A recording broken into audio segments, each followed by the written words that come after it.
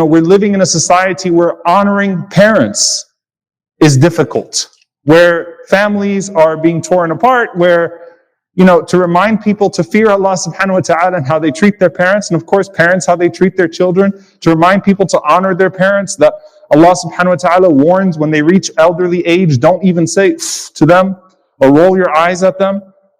Treat them with goodness, excellence, show them good companionship, honor them. As we said last week, Abu Hurairah radiallahu anhu seeing the young man walking with his father and reminding him of how to treat his father. In this day and age, it's hard enough for us to remind each other about our parents and the right of our parents upon us. But here's something that's very interesting about Islam.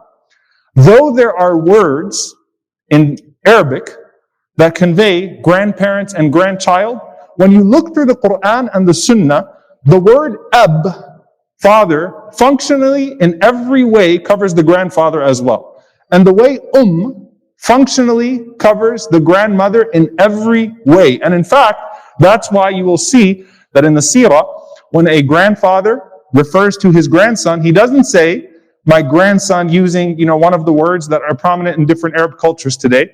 He says, ibni. And when a grandson refers to his grandfather, he says, abi.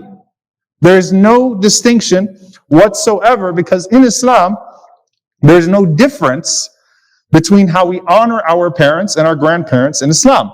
They're literally one in the same. Functionally, legally even, in the Quran and the Sunnah, the word ab encompasses grandfather in every way.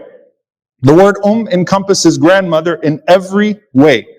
And of course, you would not have parents without them, and you would not exist without your parents. And they too are gates of Jannah that Allah subhanahu wa ta'ala has given to you. So for you to honor them, to show them that love and that respect, where they can easily become forgotten, easily be relegated to the background. And I'll just talk, with all the deaths that we're seeing right now, what's the difference in your reaction? I'll start with myself. When someone says my grandmother passed away versus my mother passed away, it's almost like, well, yeah, that's expected, right? Grandparents, elderly, they're moving on. And we can't let that mean any less honor in our hearts or reverence in our hearts towards them.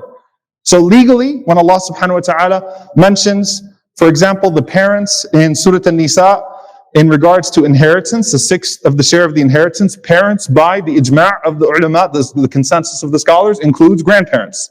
When Allah subhanahu wa ta'ala describes the prohibitions of marriage, and He uses the word and He uses the word ab, and what is encompassed beyond that, it includes the grandparents by consensus of the scholars.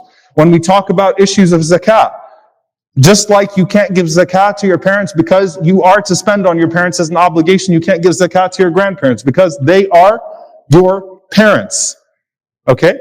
So it's legally even encompassed in our system. Children live long. And this is something that's really powerful about the way that we see grandparents discussed in the Quran and the Sunnah, whether it's the stories of the prophets of old or the story of the Prophet sallallahu alaihi wasallam.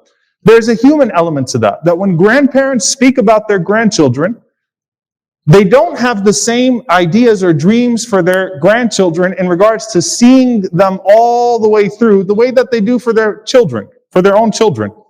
Usually the tone in the Quran and the Sunnah is in regards to the vision that they have for their grandchildren, in regards to being deeply vested in their success, in their righteousness, in their salah, and they're continuing the legacy of what they had hoped to foster in their own families. And so, for example, Millata Abikum Ibrahim.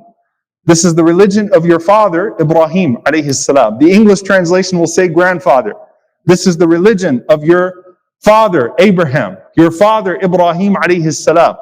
And when Ibrahim alayhi salam said, Rabbi habli min as-salihin, oh Allah, grant me from the righteous, he didn't expect what was coming his way. Right? A child or two in his lifetime that could give him company.